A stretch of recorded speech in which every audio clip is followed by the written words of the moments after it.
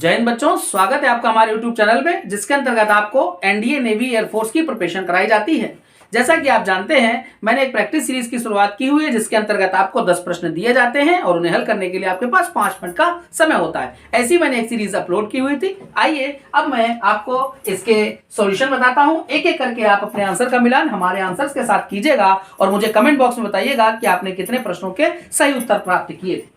आइए पहले प्रश्न को देखते हैं।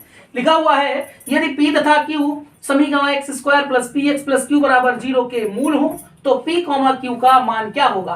तो ये P, Q ये समीकरण के मूल हैं। जैसा कि आप जानते हैं, हमारे पास अगर कोई समीकरण दिया जाता है तो हम इसके मूल अल्फा और बीटा माना करते थे। ठीक है, तो इन मूलों का गुणनफल और योगफल ये हम जानते हैं, फॉर्मूले हमारे पास होते हैं। तो बच्चों, हमने इनका योगफल किया, ये योगफल होगा माइनस का b अपॉन ए अर्थात माइनस पी मिलेगा। ठीक है, अब जो हमारे पास मूल है अल्फा बीटा, लेकिन सवाल में कहा गया था जो इसके मूल है वो पी क्यू है, तो यहां पर मैं पी और यहां पर क्यू लिख दूंगा। ये हमें माइनस पी मिल रहा है। तो बच्चों, यहां से हमें वैल्यू मिल रही है 2p plus q is equal to 0। ये हमारी पहली इक्वेशन हो गई। एक तो तरीका ये है बच्चों कि हम अपने 4 ऑप्शन में उठा करके यहां पर एक एक करके डालें और जो सेटिस्फाई कर जाएगा वो हमारा उत्तर होगा। एक तो तरीका ये हो गया। ठीक है, आइए हम इस तरीके को चेक कर लेते हैं कि हमारा क्या आंसर इससे मिल रहा है। 1 -2, तो यहां पर मैंने लिखा 1 और यहां -2, तो ये तो बिल्कुल सही है, ये हमारा हो सकता है। अब हम दूसरे को चेक कर लेते हैं। तो जब दूसरा चेक करेंगे तो ये मिल रहा है -2 और +2, ये भी हो सकता है। बच्चों देखिए, ऐसा है, हमारे 2 ऑप्शन सही हो रहे हैं। इससे तो ये हमें नतीजा मिलता है कि अब हम इस तरीके से नहीं कर सकते। अब हम क्या करेंगे और सवाल को आगे बढ़ाएंगे। तो बच्चों, हम जानते हैं मूलों का गुणनफल ये होता है c अपॉन ए, तो ये हो गया q अपॉन 1 यानी कि q। अब जो मूल अल्फा बीटा है तो वो तो हमें पी क्यू दे रहे थे, तो हमने यहाँ पर पी क्यू लिखा इज इक्वल टू क्यू। ये हम इधर ले आएंगे तो q हमारा माइनस में होगा, q हमने कॉमन कर लिया तो p -1 इज इक्वल टू 0। तो बच्चों, इससे रिजल्ट आ रहा है q की वैल्यू 0 या फिर p की वैल्यू 1। ठीक है, अब q की वैल्यू अगर 0 हो जाएगी यहाँ पर तो p की वैल्यू भी 0 होगी, तो 0,0 ये तो हमें कहीं नहीं मिल रहा है। हम q की वैल्यू को 0 नहीं लेंगे, हम p की वैल्यू को 1 लेंगे और जब हम यहाँ पर 1 रखेंगे तो 2 plus q is equal to 0 और q की वैल्यू -2 मिल रही है। तो p की वैल्यू हमें बच्चों मिली 1 और q की वैल्यू -2। 1, -2 ये हमारा आंसर है, यानी कि हमारा ए वाला ऑप्शन सही है। उम्मीद है आपको अच्छे से समझ में आया होगा। आप इसे नोट कर लीजिए, फिर अगले क्वेश्चन पे चलते हैं। आइए बच्चों, क्वेश्चन नंबर हम 2 देखते हैं। ये लिखा हुआ है, द्विपद प्रमेय चैप्टर से लिया गया प्रश्न है। अच्छा सा प्रश्न है बेटा। लिखा है x - 1 अपॉन x की पावर 18, कह रहे हैं इसके प्रसार में मध्यपद क्या होगा। आइए देखते हैं बच्चों। आपको देखिए छोटा सा गैस एक करना है। यहाँ पर पावर हमारे पास है 18 में जब हम एक जोड़ देते हैं तो 19 मिलता है। इसका मतलब है इसमें 19 पद है। ठीक है, मैंने आपको पहले वाले लेक्चर्स में ये कराया भी है, प्रैक्टिस सीरीज वाले लेक्चर्स में भी मैंने बताया बेटा कि जितनी पावर यहाँ पर होती है उसमें एक जोड़ देते हैं, उतने पद होते हैं। जब आपके पास 19 पद हैं तो ये संख्या है विषम, ऑड है। तो बच्चों, मध्य पद निकालना है तो इसका मतलब हुआ 19 + 1/2 अर्थात 20 में 2 का भाग देंगे 10, यानी कि जो इसका 10वां पद निकलेगा वो मध्य पद होगा। तो बच्चों, हमारे पास फॉर्मूला होता है, हमने उस फॉर्मूले को अप्लाई करना है। tr + 1 is equal to ncr x की power n minus r y की पावर r। ये 10वां पद है, तो जब हम 10वां पद निकालेंगे तो इसे लिखेंगे t9 + 1। ठीक है, n के प्लेस पर हमारे पास है 18c, r के प्लेस पर हो गया 9, 18c 9। ठीक है, x के प्लेस पर तो x ही लिखा हुआ है, 18 में से 9 जाएगा तो ये 9 आ जाएगा और y की जगह लिखा हुआ है -1/x और इसकी पावर 9। ठीक है बच्चों, आइए इसको आगे बढ़ा लेते हैं। तो 18c 9 ये मिल रहा है यहाँ पर और x की पावर 9 है, यहाँ से x की पावर 9 कैंसिल, तो -1 की पावर 9।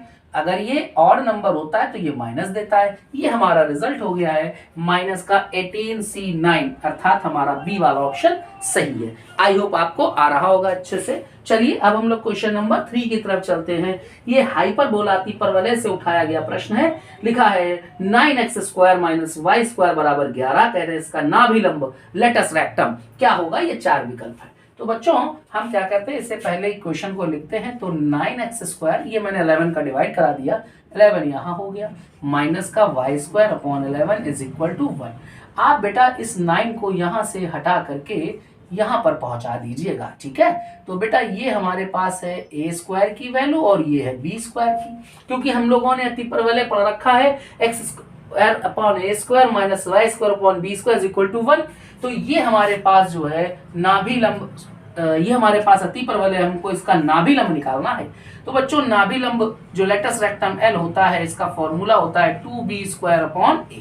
बस हम लोग इसमें वैल्यू डाल देंगे। b² के प्लेस पर 11 है और a के प्लेस पर, ये तो बेटा a² है, तो a की वैल्यू क्या होगी, √11/9 का स्क्वायर रूट हो जाएगा 3 ऊपर चला जाएगा, ठीक है। तो यहाँ अच्छा एक बात और बेटा, एक 11 में 2 बार √11 होंगे, एक बार कट गया एक बार बच गया, तो ये हो जाएगा 6√11।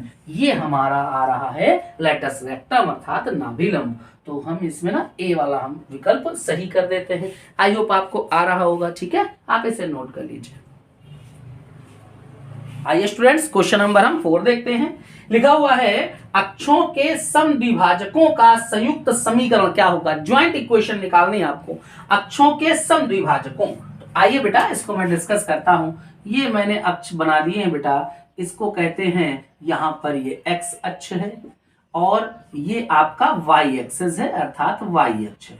अक्षों के समद्विभाजकों, तो बच्चों देखते हैं ये एक्सिस को अगर हमें 2 भागों में बांटना है तो मैंने एक रेखा ये खींच दी, ये देखिए ऐसे भी कर सकते हैं। तो बच्चों ये हमारे पास जो ये देखिए, ठीक है, ये मैंने अक्षों को 2 भागों में बांट दिया।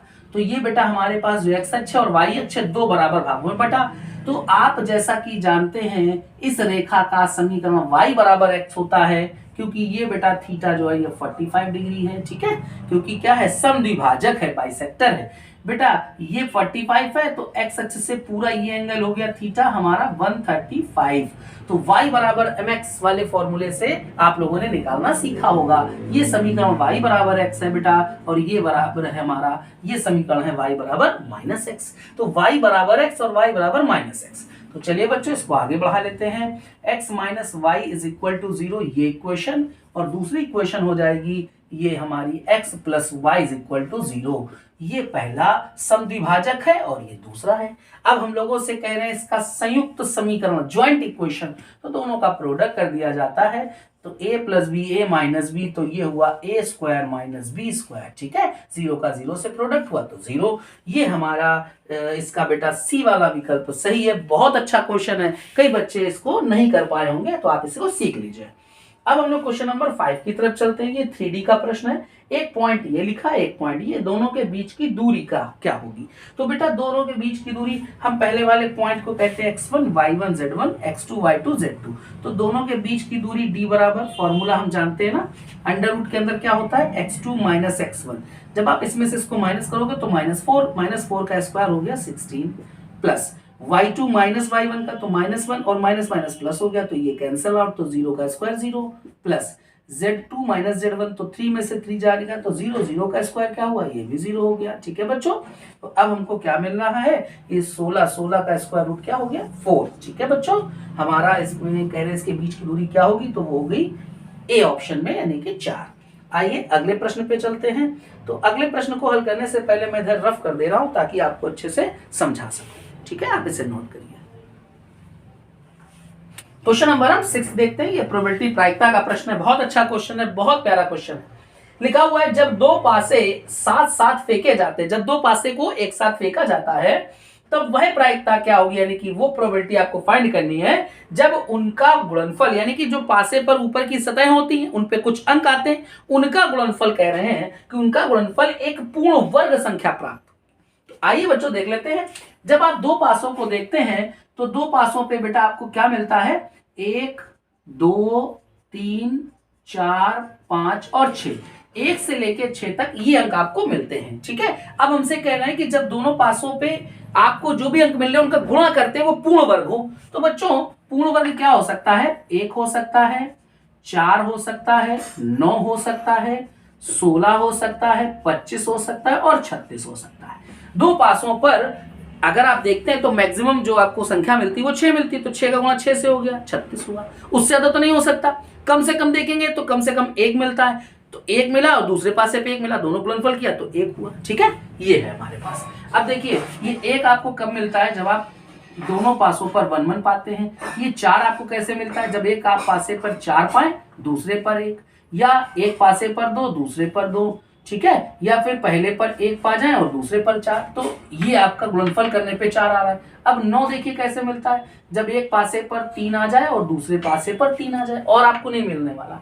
जैसे 16 है तो 16 बच्चों मिल जाएगा जब आप 4 का गुणा 4 से करते हैं तो 16 मिल जाएगा। कुछ बच्चों के मन में होगा 2 गुणे 8 कर लें, तो पासे पे 8 तो होता नहीं है। ठीक है, जैसे 25 है तो 25 बेटा मिलेगा जब आपका एक पासे पर 5 और दूसरे पासे पर भी 5 हो, तो इनका प्रोडक्ट 25 हो जाएगा। 36 चाहिए तो 36 हमको मिलेगा, केवल एक स्थिति होगी जब एक पासे पे 6 और दूसरे पे 6। ठीक है, ये हमें पूर्ण वर्ग मिल रहे हैं। अब बच्चों प्रायिकता का फॉर्मूला होता है पक्ष में घटित घटना के प्रकार बटे कुल प्रकार। चूंकि 2 पासे हैं तो 6 की घात 2 का मतलब हुआ 36।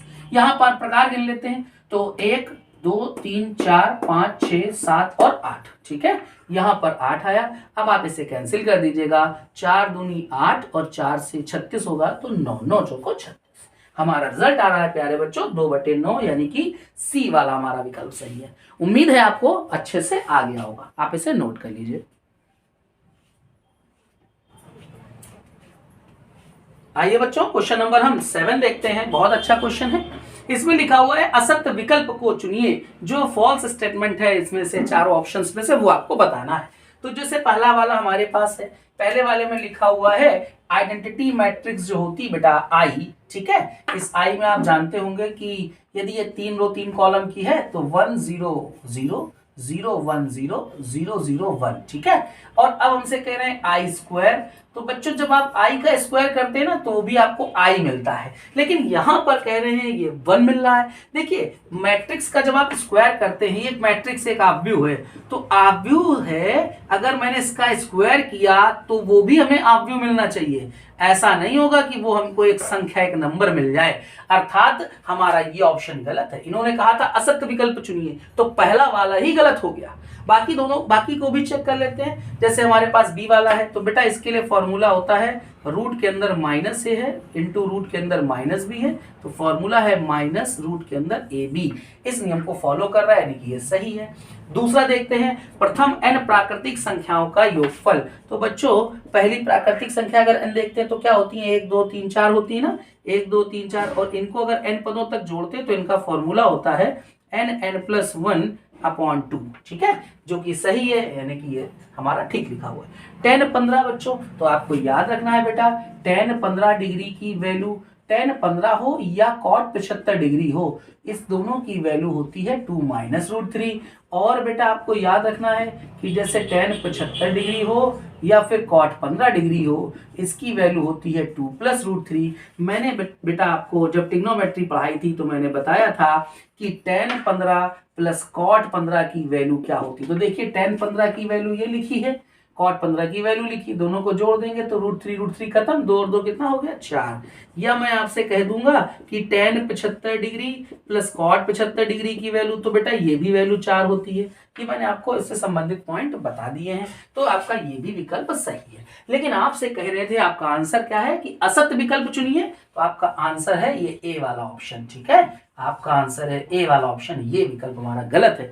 अब इसकी जगह होना क्या चाहिए था, ये जो आई स्क्वायर है बच्चों इसकी जगह 1, ये गलत है, इसकी जगह होना चाहिए था आई। ठीक है, आइए अगले क्वेश्चन पे चलते हैं। क्वेश्चन नंबर हम 8 देखते हैं। तो मैं आपको 8 बताने से पहले यहाँ पर मैं रफ कर दे रहा हूँ, ठीक है, ताकि हमारे पास जगह बन सके और आप इसे अच्छे से समझ लें। चलिए देखते हैं। अब हमारे पास जो क्वेश्चन है 8 में वो लिखा हुआ है कि एक त्रिभुज है ABC, इसमें B और C ये दोनों भुजाएं हमको दी जा रही हैं, और B - C ये जो एंगल आ रहा है ये 90 डिग्री है। कोण A का मान हमसे पूछा जा रहा है। बच्चों एक फॉर्मूला होता है, ये देखिए मैं यहाँ पर लिख दे रहा हूँ, tan B - C/2 = B - C/B + C cot A/2, ये फॉर्मूला होता है बच्चों। अब आगे बढ़ते हैं। B - C के प्लेस पे 90 रखा, 2 का भाग दिया तो 45, तो tan 45 की वैल्यू हो गई 1। आगे देखते हैं B के प्लेस पर है √3, माइनस सी के प्लेस पे था 1 तो √3 + 1 यहाँ हो गया और cot a/2। ठीक है, चलिए आगे बढ़ते हैं भाई।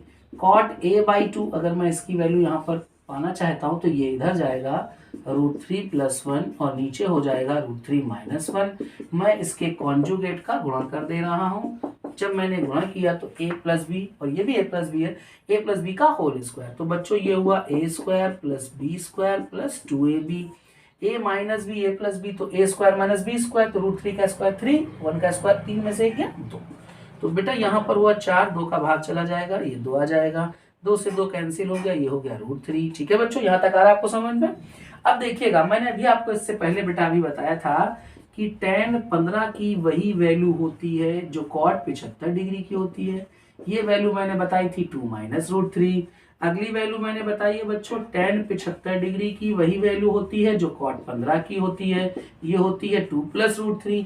आपको क्या मिल रहा है 2 + √3, इधर क्या है आपके पास है cot। तो चलिए cot में देख लेते हैं, ये वैल्यू cot में 15 डिग्री की हो गई। तो चलिए भाई लिख दिया मैंने cot 15 डिग्री और यहाँ पर था cot a/2। cot से cot कैंसिल, तो एंगल ए की वैल्यू 2 का गुणा हो गया, 15 दूनी 30 डिग्री। तो बच्चों हमें एंगल ए की वैल्यू जो मिल रही है वो 30 डिग्री मिल रही है। हमसे एंगल ए पूछा जा रहा था, हमारा डी वाला ऑप्शन सही है। उम्मीद है आप सभी बच्चों को अच्छे से आ रहा होगा। ठीक है, आप इसे नोट कर लीजिए, फिर अगले क्वेश्चन पे चलते हैं। बच्चों क्वेश्चन नंबर हम 9 देखते हैं। बहुत अच्छा क्वेश्चन है हमारे पास। ये लिखा हुआ है कि यदि एक परवलयाकार परावर्तक, एक रिफ्लेक्टर है, परवलयाकार पैराबोलिक रिफ्लेक्टर है, कह रहा है उसका डाया जो है वो 20 सेंटीमीटर है और जो उसकी डेप्थ है, गहराई है, वो 5 सेंटीमीटर है। तो उसकी फोकस यानी कि नाभि आपको पता लगानी है।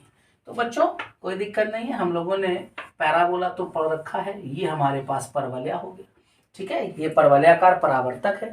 तो ये जो पैराबोलिक रिफ्लेक्टर है, इसका जो डाया है, ठीक है, ये चलिए मैं इसका डाया कहता हूँ, कितना है 20। सीधी सी बात है बच्चों, ऊपर 10 है और नीचे भी 10 है तो 20 हो गया। इसको मैं पॉइंट का नाम दे देता हूँ P और ये Q।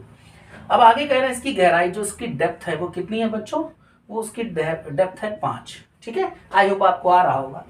अब हमसे कह रहे हैं उसकी नाभि बतानी, ये नाभि है।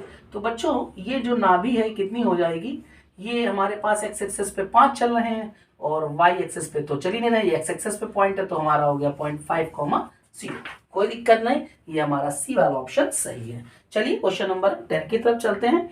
ये हमारे पास है एक फोर्स है 10 किलोग्राम भार और दूसरा है 6 किलोग्राम भार। 10 किलोग्राम भार और 6 किलोग्राम भार, ये दो बल एक दूसरे से 60 अंश के एंगल पर लगे हुए हैं। तो देखिए बच्चों, एक फॉर्मूला होता है, ये फॉर्मूला ये, अगर O बिंदु पे एक बल है P और दूसरा है Q, इनके बीच में अगर थीटा एंगल है तो इसका जो रिजल्टेंट आता है उसका फॉर्मूला होता है R = P² + Q² + 2PQ cos theta. ये हमारा रिजल्टेंट हो जाता है।